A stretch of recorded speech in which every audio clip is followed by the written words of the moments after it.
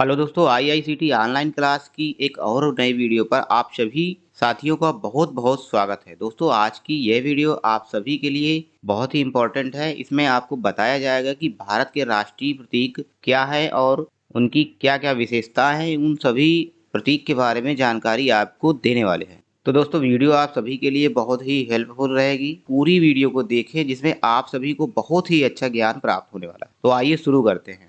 पहला क्वेश्चन है यहाँ पर, भारतीय ध्वज के अनुसार राष्ट्रीय ध्वज की लंबाई और ऊंचाई यानी चौड़ाई का अनुपात होगा। तो दोस्तों, भारतीय जो ध्वज होता है उसकी लंबाई और चौड़ाई का अनुपात होता है 3:2 यानी 3/2 का रेशियो होता है। इसलिए इस क्वेश्चन का ऑप्शन नंबर सी सही है। भारत के राष्ट्रीय ध्वज की चौड़ाई और लंबाई का अनुपात। तो अभी इसके पहले मैंने क्वेश्चन बताया था कि लंबाई और चौड़ाई का अनुपात, तो लंबाई चौड़ाई का बताया था मैंने 3:2। तो इसी तरह चौड़ाई और लंबाई का हो जाएगा उल्टा, यानी 2:3। Option number B. भारत के राष्ट्रीय ध्वज के मध्य में बने धर्म चक्र का रंग क्या है? तो दोस्तों, जो ध्वज होता है, ध्वज के बीच में जो चक्र होता है उसका रंग होता है गहरा नीला। गहरा नीला, ऑप्शन नंबर बी। भारत के राष्ट्रीय ध्वज के चक्र में कितनी तीलियां होती है?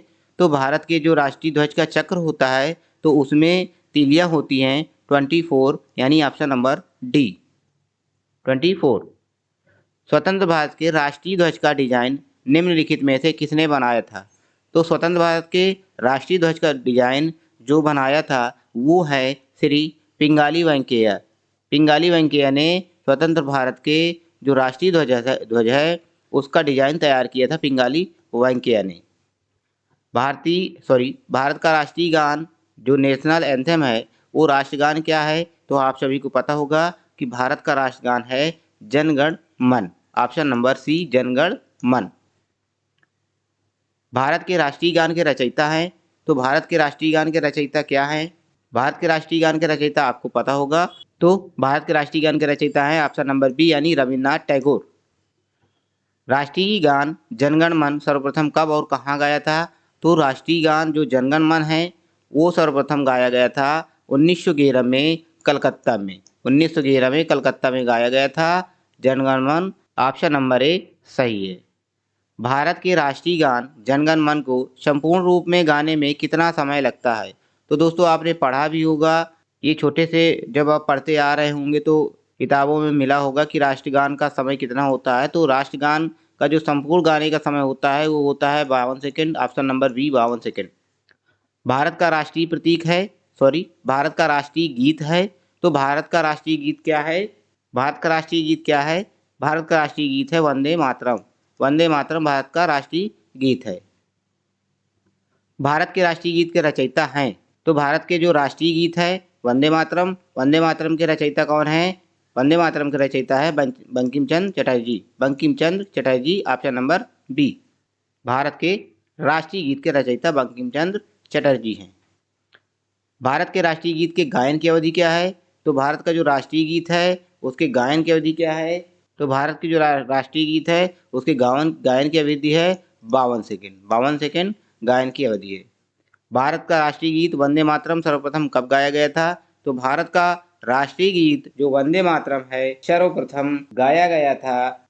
ऑप्शन नंबर कौन सा सही होगा? ऑप्शन नंबर यहाँ पे सही होगा बी नंबर, 1896 यानी 1896 में वंदे मातरम सर्वप्रथम गाया गया था। भारत का राष्ट्रीय गीत वंदे मातरम किस ग्रंथ से संकलित है? तो दोस्तों, जो भारत का राष्ट्रीय गीत है वंदे मातरम वो ऑप्शन नंबर कौन सा सही होगा? आनंद मठ। आनंद मठ ग्रंथ से संकलित किया गया है। जो वंदे मातरम गीत है आनंद मठ ऑप्शन नंबर डी से संकलित किया गया था। आकाशवाणी और दूरदर्शन के दैनिक कार्यक्रमों की शुरुआत किससे होती है? जब भी आप आकाशवाणी और दूरदर्शन देखते होंगे तो वहाँ पर एक धुन चला करती है। तो वो कौन से गाने की धुन चला करती है? तो क्या चला करता है? राष्ट्रगान चलता है, राष्ट्रगीत, संतूर वादन। तो वहाँ पर राष्ट्रगीत ऑप्शन नंबर बी चला करता है, राष्ट्रगीत। सारनाथ स्थित राष्ट्रीय स्तंभ का कौन सा भाग राष्ट्रीय प्रतीक चिन्ह के रूप में लिया गया है? तो सारनाथ स्थित राष्ट्रीय स्तंभ का जो कौन भाग है वो भाग है ऑप्शन नंबर ए, यानी शीर्ष भाग। शीर्ष भाग जो प्रतीक या चिन्ह के रूप में लिया गया है, शीर्ष का मतलब सिरा, सिरा प्रतीक या चिन्ह के रूप में लिया गया है। ऑप्शन नंबर ए इस क्वेश्चन का सही है। निम्नलिखित में से किस पशु को भारत के राष्ट्रीय पशु को भारत के राष्ट्रीय प्रतीक में स्थान नहीं मिला? तो इसमें से कौन सा ऑप्शन सही होगा 17 नंबर में? तो इसमें है ऊंट है, जिसको राष्ट्रीय पशु के रूप में प्रतीक नहीं मिला है, राष्ट्रीय प्रतीक में स्थान नहीं मिला है, वो है ऊंट। भारत के राष्ट्रीय प्रतीक चिन्ह में कितने शेर दिखाई देते हैं? तो भारत के राष्ट्रीय प्रतीक चिन्ह में आपके सामने एक राष्ट्रीय प्रतीक चिन्ह भी शो कर रहा है। यहाँ पर कितने सिंह दिखाई दे रहे हैं, शेर दिखाई दे रहे हैं? तो यहाँ पर 3 शेर दिखाई दे रहे हैं, तो इसलिए ऑप्शन नंबर सी सही होगा, 3 नंबर। भारत का राज्य चिन्ह अशोक महान द्वारा सारनाथ में स्थित स्थापित सिंह स्तंभ से लिया गया है। इस राज्य चिन्ह के मूल स्तंभ में कितने सिंह हैं? तो दोस्तों जो राज्य चिन्ह है उसके मूल स्तंभ में 4 सिंह बने हैं, जो चारों तरफ से राउंड में 4 सिरे बने हैं। स्तंभ है उसमें 4 सिंह दिखाई देते हैं। भारत के राष्ट्रीय संवत के रूप में किस संवत को मान्यता प्रदान की गई है? तो भारत के राष्ट्रीय जो संवत के रूप में शक संवत यानी ऑप्शन नंबर बी शक संवत को मान्यता प्रदान की गई है, शक संवत। भारतीय राष्ट्रीय कैलेंडर का प्रथम महीना कौन सा है? तो दोस्तों भारतीय राष्ट्रीय कैलेंडर का जो प्रथम महीना होता है वो होता है चैत्र। क्या होता है? चैत्र। चैत्र होता है भारतीय राष्ट्रीय कैलेंडर का प्रथम महीना, चैत्र। Option number D. शक संवत पर आधारित राष्ट्रीय पंचांग का अंतिम मास होता है। तो शक संवत आधारित राष्ट्रीय पंचांग का अंतिम मास जो होता है वो होता है Phagun. Phagun. Option number D.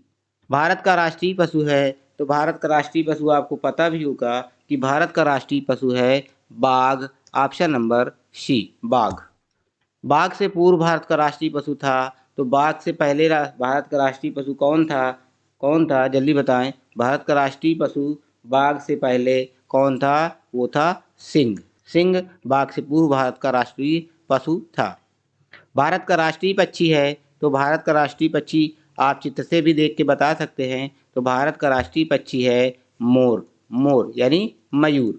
Bharat का राष्ट्रीय पक्षी मयूर, मोर है। भारत का राष्ट्रीय आदर्श वाक्य क्या है?